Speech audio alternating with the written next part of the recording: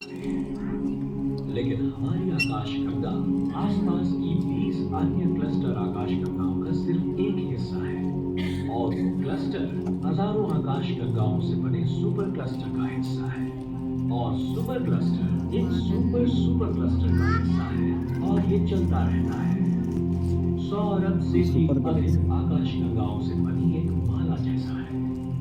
ब्रह्मांड की विशालता को समझना नामुमकिन है, जिसका कुल द्रव्यमान टन में होता है संख्या 20 और उसके बाद 48 शून्य, यानी 20 trillion trillion trillion trillion ton. ऐसी विलक्षण मात्रा में इसकी कल्पना करना बहुत ही कठिन है और ये सब आया कहां से, ये समझाना तो और भी कठिन है।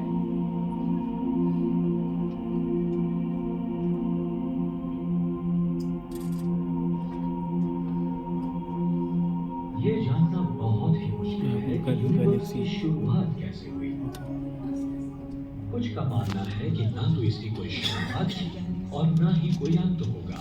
तो कुछ का मानना है कि हमारे ब्रह्मांड का जन्म लगभग 15 अरब साल पहले हुआ था, एक विशाल विस्फोट के साथ, बिग बैंग।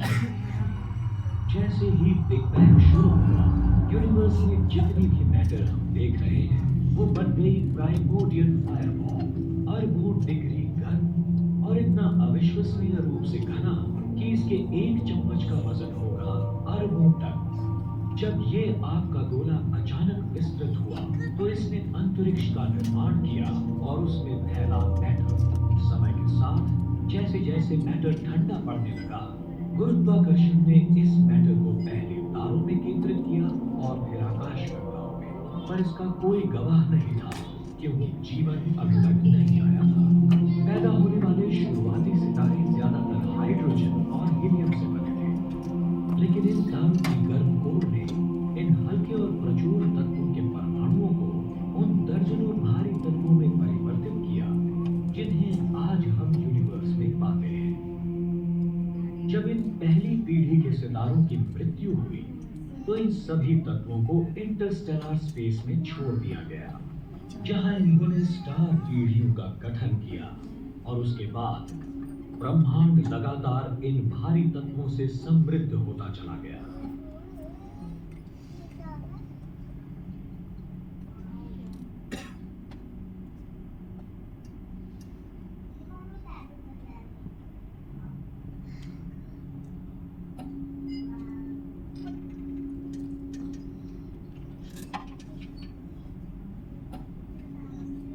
हमारा सूर्य शायद तीसरी पीढ़ी का तारा है जो मुख्य रूप से हाइड्रोजन से बना है, लेकिन इसमें भी तारों की पिछली पीढ़ियों द्वारा उत्पादित भारी तत्व शामिल है।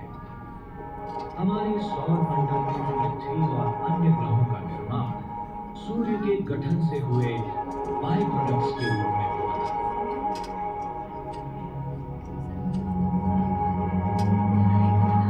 वो सारी मैटर जो हमारी दुनिया को बनाती है, हम जो पानी पीते हैं उससे लेकर हम जो खाना खाते हैं वो, और जो कपड़े हम पहनते हैं, जिन घरों में हम रहते हैं वो, सब कुछ जिसमें हमारी सामग्री भी शामिल है। हमारे शरीर एक बार बड़े सितारों के पतले अंदरूनी हिस्सों में मौजूद थे और फिर उन्हें फेंक दिया गया इंटरस्टेलर स्पेस की ठंडी शून्यता में।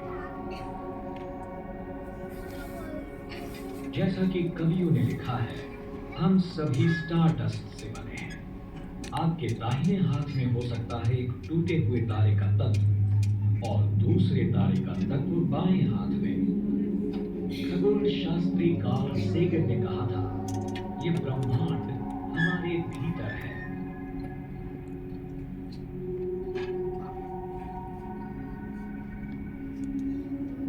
ऐसा प्रतीत होता है कि जब भी कोई तारा बनता है तो ग्रह बनने की संभावना भी होती है। अगर ये सच है तो हमारी मिल्की वे आकाशगंगा में ही सैकड़ों अरब ग्रह हो सकते हैं और पूरे ब्रह्मांड में 100 अरब से अधिक आकाशगंगाओं के साथ खरबों और अरबों ग्रह हो सकते हैं। यहाँ तक कि हमारे करीब बसे 50 सितारों में से एस्ट्रोनॉमर्स को कुछ ऐसे सबूत मिले हैं जो उन ग्रहों में से तीन एप्सिलॉन एरिडानी, ताउ सिटी और बर्नैट स्टार के पास उनके चक्कर लगाने वाले ग्रह हैं। परिक्रमा करने वाले हबल स्पेस टेलीस्कोप ने एक तारे के आसपास किसी ग्रह की पहली दृश्य प्रकाश छवि उतारी और गहरे अंतरिक्ष में भी ग्रहों का पता लगाया है। ये देखते हुए कि यूनिवर्स के सभी मामलों की बिग बैंग में एक समान उत्पत्ति है, ये मान लेना उचित है कि यदि जीवन एक औसत आकार के तारे के एक छोटे से ग्रह पर उभरता है, वो भी एक अनजानी आकाशगंगा में, तो ये अन्यत्र भी उत्पन्न हो सकता है। हो सकता है कि पूरा ब्रह्मांड जीवन के साथ खिलवाड़ कर रहा हो।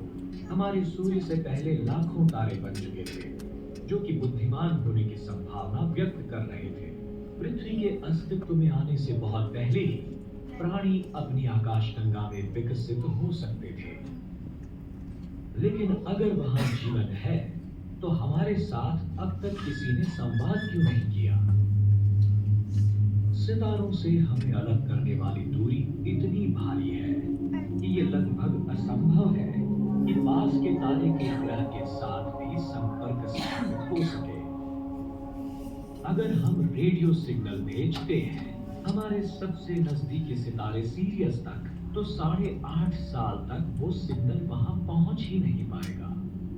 अगर सीरियस की परिक्रमा करते ग्रह पर हमारे संदेश को समझने वाला बुद्धिमान जीवन हो भी, तो उनके वापसी जवाब को हम तक पहुंचते 8.5 साल और लग जाएंगे।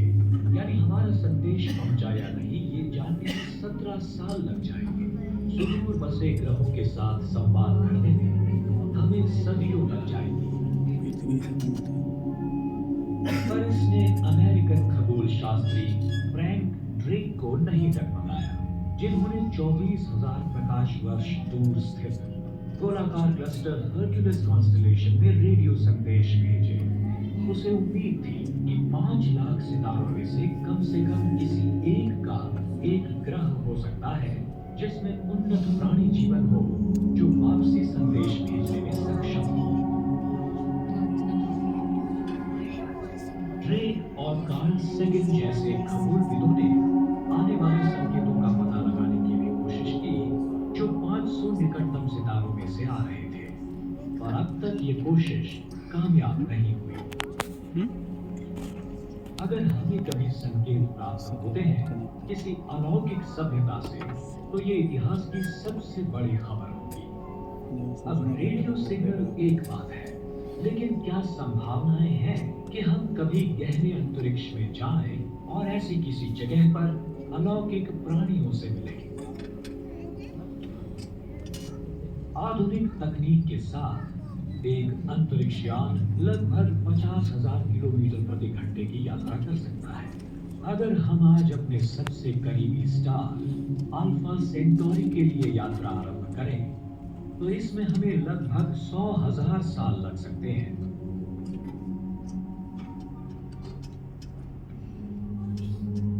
लेकिन अगर हम प्रकाश की गति से यात्रा करते हैं तो क्या होगा? तब इसमें लगेंगे केवल 4.5 साल। लेकिन जैसा कि आइंस्टाइन ने साबित किया था, उस तेजी से जाना संभव है। 1000 टन वजन वाले अंतरिक्ष यान को प्रकाश की गति पर चलने के लिए हमें आवश्यकता होगी पूरी आधुनिक दुनिया की ऊर्जा जितनी, जो वो अगले 5000 साल में इस्तेमाल करेगी। हालांकि अगर भविष्य हमें ऊर्जा के नए स्रोतों और चमत्कारी चीजों से रूबरू कराता है तेजी से यात्रा करने के लिए, तो हो सकता है कि हम किसी दिन सबसे नजदीकी तारे की यात्रा कर सकें सिर्फ कुछ 100 वर्षों में। यह अकल्पनीय नहीं है। कौन कल्पना कर सकता था जब राइट बंधुओं ने पहली उड़ान भरी कि हम 80 से कम वर्षों में ही एक रीयूजेबल स्पेस शटल का निर्माण करेंगे। आइए भविष्य में देखें एक ऐतिहासिक घटना के बारे में।